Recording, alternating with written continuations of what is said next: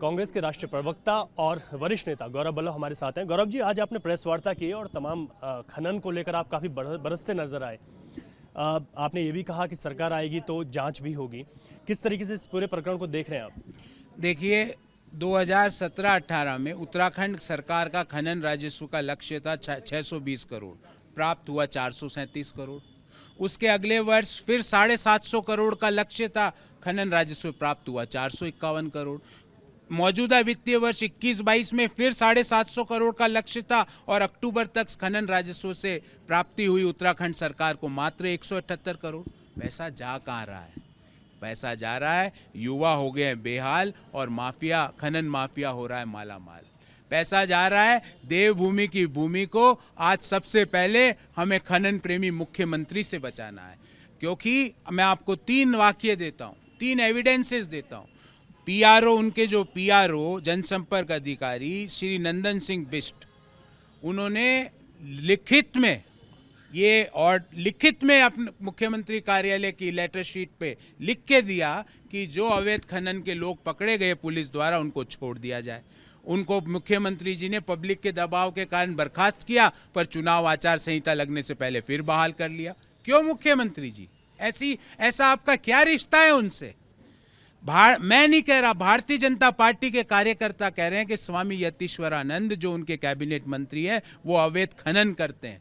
आपने उनके खिलाफ भी कोई कार्रवाई नहीं की। क्यों मुख्यमंत्री जी? ऐसा आपका क्या उनके साथ रिश्ता है? और जो एसडीएम, लोहाघाट के एसडीएम ने वहां पे अवैध खनन को रोकने का काम किया, उनको क्या पदोन्नति नहीं दी उन्होंने? उनका रातों रात उन्होंने स्थानांतरण कर दिया। लोगों ने सवाल पूछा, लोगों ने दबाव डाला कि इनके तबादले को रोका जाए, पर खनन प्रेमी मुख्यमंत्री ने नहीं रोका। और लास्ट बट नॉट लीस्ट, जो समतलीकरण के नाम पर जो बिना टेंडर के खनन के पट्टों का आवंटन किया, वो तो हम हाथ जोड़ के शुक्रगुजार हैं हमारे प्रदेश की, उत्तराखंड के प्रदेश के हाई कोर्ट का, जिन्होंने इसको असंवैधानिक करार दिया।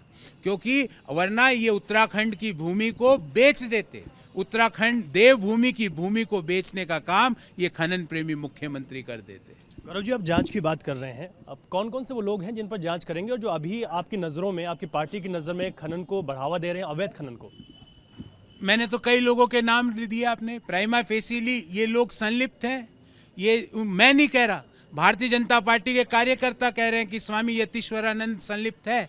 वो ये जो एविडेंसेज है, ये जो डाटा है, वो कह रहा है कि मुख्यमंत्री जी के संरक्षण में अवैध खनन पनप रहा है। तो इसकी जांच की जाएगी और जो भी दोषी होगा, भले ही वो कितना भी बड़ा आदमी हो, उसको जेल तो जाना पड़ेगा। आपकी सरकार आती है तो खनन को लेकर आप लोगों ने क्या एक नीति बनाई है कि अवैध खनन नहीं होगा, प्रदेश में से रोक पाएंगे? क्योंकि 10 साल कांग्रेस की सरकार रही, 10 साल भाजपा, उस समय भी इस तरीके के आरोप लगते रहे। 2017 की जो खनन नीति है उसको लेटर और स्पिरिट में पूर्ण लागू किया जाएगा। और ये जो छिजत हो रही है ना 50% की, जो लक्ष्य सरकार रखती है और जो लक्ष्य सरकार प्राप्त करती है, उसके अंदर जो 40 से 50% का अंतर है ना, वो आपको नहीं दिखेगा। ये मैं पूरी जिम्मेवारी से बोलूँ। गौरव जी, एक सवाल आखिरी है। आपने कहा कि एक गाड़ी में सब चले जाएंगे, तो कितनी सीटें मान रहे हैं भाजपा की? डबल डिजिट में नहीं आएगी, ये मैं आपको पूरी जिम्मेवारी से कह रहा हूँ। एक इनोवा तैयार रखे, एक इनोवा में भाजपा के सारे विधायक उत्तराखंड में घूम सकते हैं। धन्यवाद सर बातचीत के लिए।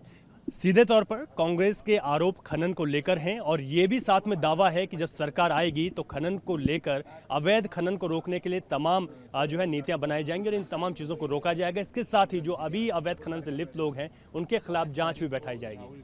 अपने सहयोगी मनोहर रावत के साथ रवि कैंथुरा, एबीपी गंगा, देहरादून।